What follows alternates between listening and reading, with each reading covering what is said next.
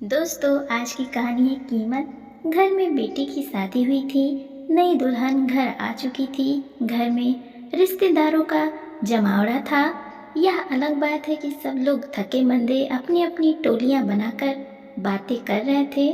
शादी कैसी रही, नए समधी जी किस तरह से उनका स्वागत किया, शादी की व्यवस्था कैसी थी, दहेज क्या दिया, और अगर अंत में थोड़ा वक्त मिलता तो बहू कैसी है। बस इन्हीं सब बातों पर चर्चाएं चल रही थी। घर की मालकिन जानकी जी सबकी बातें सुन सुनकर फूल कर कुंपा हुए जा रही थी। आखिर पूरी रिश्तेदारी में उनके बेटे जैसा विवाह किसी का न हुआ।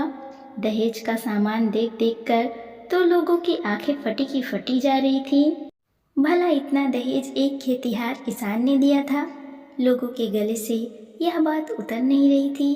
अरे भाई, इतना दहेज भला एक गांव में रहने वाला किसान दे सकता है? इसकी उम्मीद तो बिल्कुल नहीं थी। लगता है हमें भी बेटों के लिए गांव में लड़कियां देखनी पड़ेंगी।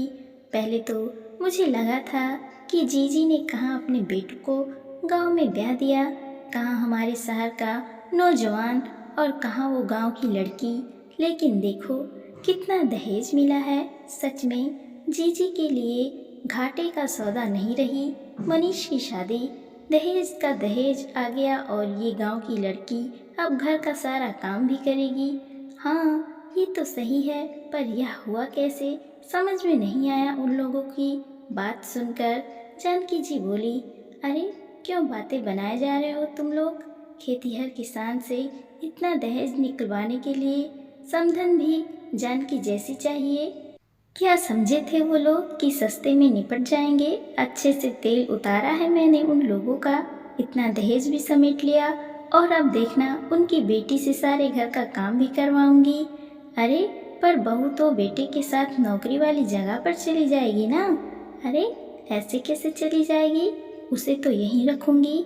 मेरे तो राज करने के दिन हैं अब। अरे बेटा पैदा किया है तो उसकी अच्छी खासी कीमत भी वसूलूंगी। सबके सामने डींगे हंसती हुई जानकी जी जोर जोर से हंसने लगी। उनकी ये बातें पास में ही कमरे में बैठी नई दुल्हन रजनी के कानों में पड़ रही थी। सुन सुनकर उसका खून खौल रहा था, लेकिन बिल्कुल चुप थी। तभी उस कमरे में मनीष किसी काम से आया तो उसकी नज़र अपने पति मनीष से टकराई तो मनीष की नजरें भी नीचे झुक गई। रह रहकर उसे 2 दिन पहले का मंजर याद आ रहा था।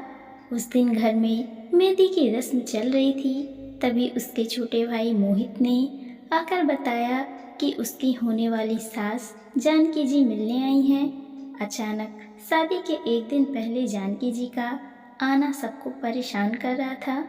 वो आई भी और आधे घंटे तक उनके बाबा और माँ के साथ एक कमरे में बातचीत करके चली भी गईं। लेकिन उनके जाने के बाद बाबा और माँ परेशान ही दिखे। उनसे पूछा भी, लेकिन दोनों ने कुछ बताया नहीं। बस इतना ही कहा, अरे बेटा तेरी शादी है, दुल्हन का चेहरा तो खिलना चाहिए। और वैसे भी समधन जी तो बारात के स्वागत के लिए कहने आई थी। आखिर उनका भी समाज में मान सम्मान है। तू चिंता बिल्कुल भी ना कर। उसके आगे उन्होंने कुछ नहीं कहा और रजनी भी बेफिक्र हो गई। लेकिन कल रात जानकी जी भी बारात के साथ आई थी। बाबा ने बहुत अच्छे से बारात का स्वागत किया था। विवाह हो जाने के बाद किसी बात को लेकर जानकी जी अड़ गई। पता चला कि जानकी जी ने जितना कैश मांगा था उसमें कुछ रुपए कम थे। बस इसी बात को लेकर वो हंगामा कर रही थी। अरे आपसे मैंने कहा था ना कि मुझे कैश पूरा चाहिए, इसमें तो पूरे 50,000 कम हैं। लेकिन समधन जी कहे अनुसार हमने सारा दहेज दिया है। यहाँ तक कि बारात का स्वागत भी आपके अनुसार ही हुआ है। आपने 10 लाख रुपए मांगे थे, पर शादी का खर्चा, दहेज का खर्चा सब कुछ निकाल कर इतने ही रुपए बचे हैं। बाकी के 50,000 मैं आपको बाद में दे दूंगा, पर अभी तो आप विदाई करवाइए। बाबा लगभग गिड़गिड़ाते हुए बोले, अरे ऐसे कैसे विदाई करवा दूं? अगर पैसे कम थे तो पहले बताना चाहिए, शायद मैं बारात ही वापस ले जाती। पर नहीं, आप तो बड़े चालाक निकले समधी जी। विदाई के समय यह बात बताई है आपने मुझे, और आपने क्या बताई? या तो मैंने नोट गिन लिए। याद रखना, बेटे की माँ हूँ, उसे पैदा किया है मैंने, पाल पोस कर बड़ा किया है, पढ़ा लिखा कर इंजीनियर बनाया है, आज बड़े शहर में नौकरी करता है, उसकी पूरी कीमत वसूलूंगी मैं। मैंने अपना बेटा कोई सस्ते में नहीं दिया है। आपको जानकी जी अभी भी अपनी धुन में कहे जा रही थी, और उधर बाबा हाथ जोड़े गिड़गिड़ा रहे थे। समधन जी समझिए, अब आप रिश्तेदार हैं, यूँ सबके सामने मेरा तमाशा तो मत कीजिए। 50,000 रुपये ही तो कम है, मैं आपको बाद में दे दूंगा। ये सारा बंदोबस्त मैंने किस तरह से किया है, कम से कम उसका सम्मान तो कीजिए। इस शादी को करवाने में मेरी ज़मीन तक कहते कहते बाबा की नज़र रजनी की तरफ चली गई और वो चुप हो गए।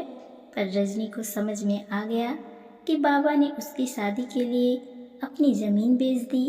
उसकी आंखों में आंसू आ गए तो बाबा ने उसे इशारे से चुप रहने को कहा। जानकी जी को अकड़ा हुआ देखकर उसकी बुआ, चाचा और बहनों ने अपने पास से पैसे मिलाए और 50,000 पूरे किए। तब जाकर रजनी की विदाई हुई। उसी पल से रजनी के मन में जानकी जी के लिए नफरत भर गई। तभी अचानक बाहर से जानकी जी की आवाज़ आई, अरे ओ महारानी, आराम हो गया हो तो रसोई की रस्म भी आज ही करेंगे, जल्दी से तैयार होकर बाहर आ जा। थोड़ी देर बाद रजनी तैयार होकर आई तो देखा सभी की आंखें उसी की तरफ थी। न सिर पर पल्लू और ना ही दुल्हन की तरह श्रृंगार। उसने सिंपल सा सूट पहन रखा था, बाल खुले हुए, माथे पर छोटी सी बिंदी, मांग में सिंदूर और हल्की ज्वेलरी। उसे देखते ही जानकी जी चिल्लाते हुए बोली, अरे ओ महारानी, ये तेरे बाप का घर नहीं है? अपने आप को इस घर की मालकिन समझने लगी है क्या? ये कैसे तैयार हो आई? ज़रा दुल्हन की तरह ढंग से तैयार होकर आ। आते ही रंग दिखाने लगी है, भूल मत, मैं तेरी सास हूँ, तेरे पति की माँ। उसकी बात सुनकर रजनी उसके पास आई और उसके सामने सोफे पर बैठते हुए मनीष से बोली, सुनिए जी, मेरा इस घर में दम घुट रहा है, आप फटाफट यहाँ से चलने की तैयारी कीजिए, हम अपने घर को जाएंगे। वैसे भी मुझे इस औरत के साथ रहने में कोई इंटरेस्ट नहीं है।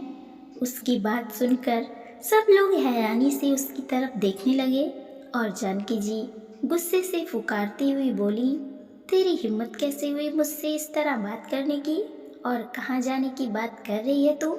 जब मेरी इच्छा होगी तभी, पर उससे पहले तो तुझे तमीज़ सिखानी है। भूल गई कि कल तेरा बाप किस तरह से गिड़गिड़ा रहा था मेरे सामने। जानकी जी की बात सुनकर रजनी की आंखों में गुस्सा उतर आया। हमें सब अच्छे से याद है अम्मा जी, बहुत अच्छे से याद है, और ये अब हम जिंदगी भर नहीं भूलेंगे।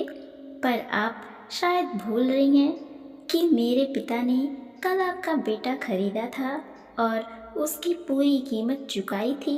आपने कहा था ना कि बेटे की माँ हूँ, उसकी पूरी कीमत वसूल करूँगी। तो बस हमने आपका बेटा खरीद लिया, अब उस पर आपका कोई हक नहीं है। भूलकर भी इनके आसपास नजर आई तो देख लेना। देख लीजिए अपने बेटे को आज जी भर के, मैं तो लेकर जा रही हूँ उसे, अब इस पर सिर्फ मेरा हक है। जानकी जी मनीष की तरफ देखकर बोली, अरे नालायक, कुछ तो बोल, क्यों नहीं बोल रहा है? ये तेरी बीवी पागल हो गई है क्या? तेरी माँ को इतना कुछ सुना रही है, कल भी इसके माता पिता को बहुत कुछ सुना रही थी माँ। मैं तो कल भी कुछ नहीं बोल पाया था ना, आज भी नहीं बोलूँगा। आपने मुझे पैदा किया है, पाल पोस कर बड़ा किया है, उसकी कीमत आप वसूल चुकी हो, फिर किस हक से आप यह बात बोल रही हो? यह सब बातें करते समय आपने एक बार भी मेरे बारे में नहीं सोचा। आपने तो मुझे अपनी ही नज़रों में गिरा दिया है। आपने ही अपने बेटे के साथ इतना बड़ा धोखा किया माँ।